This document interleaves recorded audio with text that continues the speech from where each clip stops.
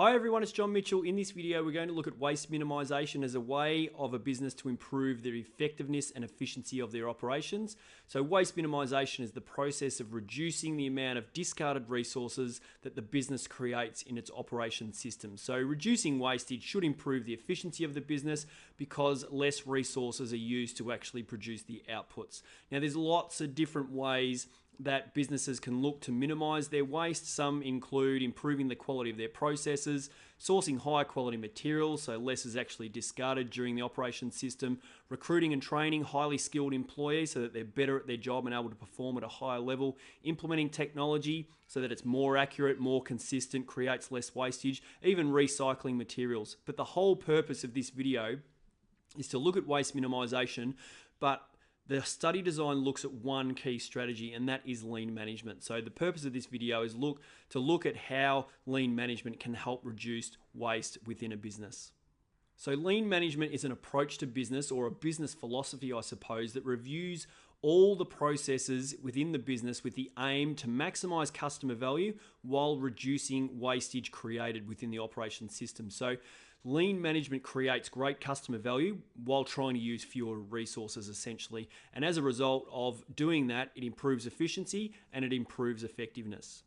So lean management is all about reducing wastage, but it's very common for students to think about wastage in terms of raw materials. There are other areas that businesses can actually create waste, and I've got 7 common areas of waste here on this slide. So the first one is transportation, where lean management will look to reduce any unnecessary transport, whether that be for its products to its consumers or whether that be actually bringing in supplies.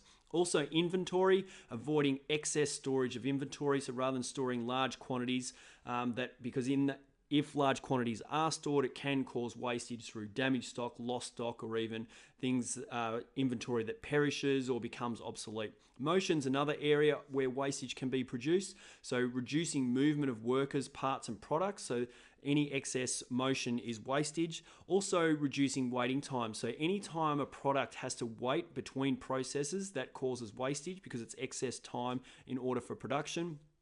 Also overproduction, where the business may look to avoid making more of their particular good or service than the demand. So avoiding making more than the actual demand, trying to focus on, well, where's the demand and how much do we need to produce? And also over-processing is another area of wastage. So that in lean management, they may look to remove any processes that don't really add a lot of value to the end product.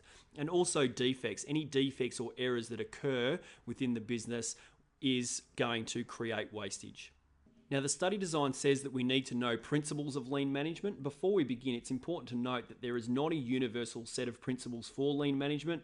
In fact, the 7 areas of waste that we went through on the previous slide can be deemed as principles for lean management. So for the purpose of this video, I'm going to class the previous slide as 7 common areas of waste that a business will analyze to see where they can make improvements. And I'll now go through 4 principles of lean management. So you may learn different principles than what's in this video, and that is absolutely fine. You may learn the 7 areas of waste on the previous slide as the principles of lean management. That's okay also. So I'm going to, today just class them as, different areas so that you understand that there are other areas other than just materials where wastage can be created. And now we're going to look at 4 key principles of lean management. So the first principle we're going to look at today is the pull principle. So rather than simply producing as much as possible, the customer demand pulls the goods and services through the operation system for the business.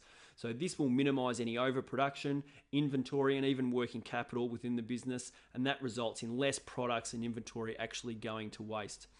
So the second principle is flow. This is how work progresses through the operation system. Products move steadily and predictably through rather than actually having constant starts and stops. Any starts and stops will actually increase time for production. So every time there is a breakdown in flow, the business is likely to accumulate waste. And having a steady, or what you may hear as good flow, will allow the business to reduce any waiting times and improve their efficiency. The next is being value focused. So this is where the business produces products that the customers actually value. So that prevents any over processing where a product that a customer actually doesn't value. So not doing processes that the customer really doesn't value or need. So that can reduce costs within production because only the processes that will increase the value of the product will be conducted. And the final principle we'll look at today is zero defects. So this is where the business looks for perfection and is all about continuous improvement in order to minimize any errors or defects. Now, our study design says that we need to know about lean management, but know how it improves effectiveness and efficiency. So in order to reduce wastage and increase customer value, it's important that managers analyze all their business processes in order to identify areas of waste and then implement the principles to make adjustments. So lean will actually improve the effectiveness because the business will be producing products that the customers value. So that's going to increase sales, improve reputation, those types of things, and also enable them to be more competitive because they can pass any cost savings on to consumers. They can implement it into purchasing high quality materials and compete on quality, and they can even use the money that they save on advertising and be more competitive that way. So there's lots of different ways that they can be more competitive, but lean can help with that.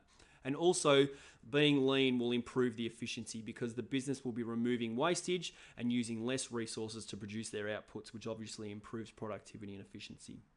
So just to recap, lean management is an approach to business or a business philosophy that reviews all the processes with the aim to maximize customer value while reducing wastage created.